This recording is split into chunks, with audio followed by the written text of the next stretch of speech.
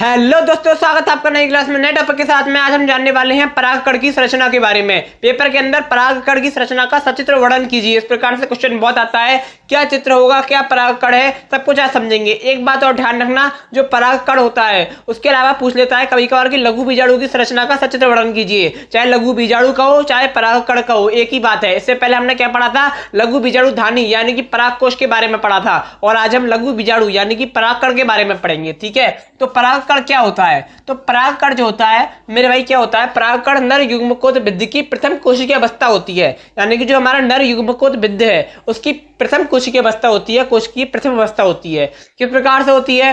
देखो, जब भी क्या होता है, परागकण जो परागकण होता है वो अंडाशय से जाकर जुड़ता है तो निषेचन की क्रिया होती है, और उस निषेचन की क्रिया के फलस्वरूप क्या बनता है, आगे चल के फल का निर्माण होता है। अभी इतना समझो, ठीक है ना? तो इसलिए परागकण आवश्यक है। ठीक है, अब देखो, प्रत्येक परागकण एक कोशिकीय एक केंद्र की अगुणित गोलाकार संरचना होती है। यानी कि जो परागकण होता है वो एक कोशिकीय होता है, एक केंद्र की होता है और अगुणित होता है। क्या होता है? एक कोशिकीय होगा, एक केंद्र की होगा और अगुणित होगा और गोलाकार होगा। ठीक है ना, गोलाकार संरचना होती है। और जो परागकण होता है वो दो स्तरीय होता है, यानी कि दो स्तर से मिलकर बना होता है। जिस प्रकार से आप देख रहे होगे यहाँ पर दो स्तर है। ठीक है, आप कहोगे क्या ये मिटल गया है? नहीं, ये मिटला नहीं है, ये यहाँ पर एक जनन छिद्र होता है। किस प्रकार से होता है सब समझेंगे। ठीक है, तो देखो, जो ये पहली परत आप देख रहे हो बनी हुई है, ये पहला स्तर है। ठीक है, उसके अंदर बना हुआ है तो ये दूसरा स्तर है, इसके अंदर जीव द्रव्य रिक्तिका वगैरह है। ठीक है, तो मतलब ये पहला स्तर है, दूसरा स्तर है, तो ये दो स्तरीय होता है, दो स्तर पाए जाते हैं इसमें। ठीक है, ये आपको याद रखना है।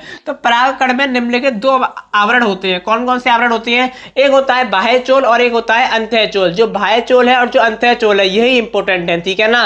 तो देखो, बाह्य चोल क्या होता है, तो जो ये आप देख रहे हो बाहर की साइड, ये होता है बाह्य चोल। और जो ये बाह्य चोल होता है ये मोटा होता है। यहाँ पर आप मैंने दर्शाने की कोशिश करी है, थोड़ा खुरदरा भी होता है, यानी कि मोटा होता है और खुरदरा होता है। बाह्य चोल जो होता है वो एक रासायनिक पदार्थ, एक विशेष रासायनिक पदार्थ हम उसको कह सकते हैं, उसका नाम होता है स्पोरोपोलिन। क्या नाम होता है उसका? स्पोरोपोलिन। आपको याद रखना है बाह्य चोल किससे मिलकर बना होता है। बाह्य चोल एक विशेष पदार्थ है, उसका नाम क्या है? स्पोरोपोलिन। क्या नाम है उसका? स्पोरोपोलिन। वो स्पोरोपोलिन से मिलकर बना होता है। क्या बना होता है? बाह्य चोल। ये आपको याद रखना है। ठीक है ना?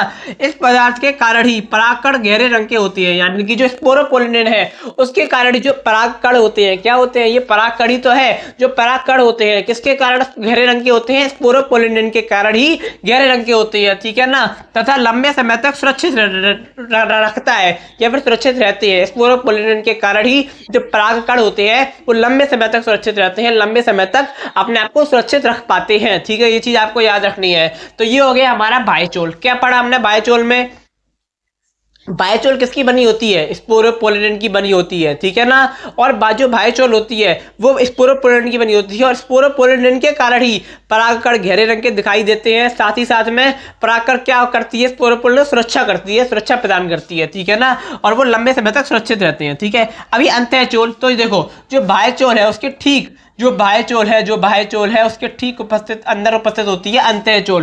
क्या उपस्थित होती है? अंतः चोल उपस्थित होती है। तो ये कैसी होती है? अंतः चोल पतली होती है। कैसी होती है? पतली होती है, मृदु होती है और मुलायम होती है, यानी कि कोमल होती है, कोमल झिल्ली नुमा संरचना होती है। यह परागकण के जीव द्रव्य को ढके रखती है।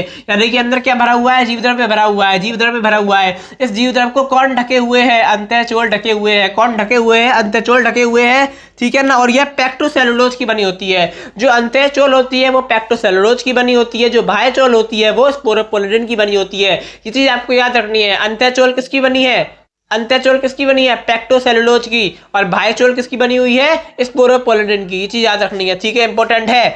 नामक पदार्थ का बना होता है। बाह्य चोल के आवरण में कुछ छिद्र पाए जाते हैं। अब देखो, यहाँ पर जो बाह्य चोल है हमारी, अभी हम अंतः चोल समझ रहे थे, एकदम से बाह्य चोल आ गई। जो बाह्य चोल के आवरण होता है उसमें कुछ छिद्र, जगह खुली होती है, कुछ जगह खाली होती है, जिसे हम क्या कहते हैं? जनन छिद्र कहते हैं। और जो ये खुली होती है जगह, इसमें क्या होता है? स्पोरोपोलिन उपस्थित नहीं होता।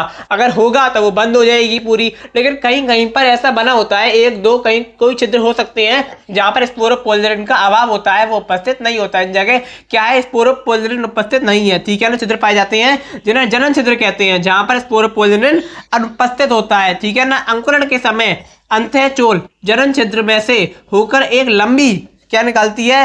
एक लंबी पराग नली के रूप में बाहर निकलती है, जो कि अंतःचोल है। यहाँ अंतःचोल है वो जब क्या होता है, अंकुरण होता है, जनन होता है, इसके समय क्या होता है, जो अंतःचोल होती है एक लंबी परागनली बाहर निकालती है। अब कहाँ से बाहर निकालेगी, जो कैसे बाहर निकालेगी, जो हमारी बाह्य चोल है उस बाह्य चोल में कुछ जनन छिद्र दे रखे होंगे, कुछ जगह दे रखी होगी, खाली ऐसी जगह होगी जहां पर जो स्पोरोपोलिन है उसका अभाव होगा। तो वहीं से क्या होता है, जो हमारी अंतःचोल होती है वो पराग नली के रूप में बाहर निकलती है।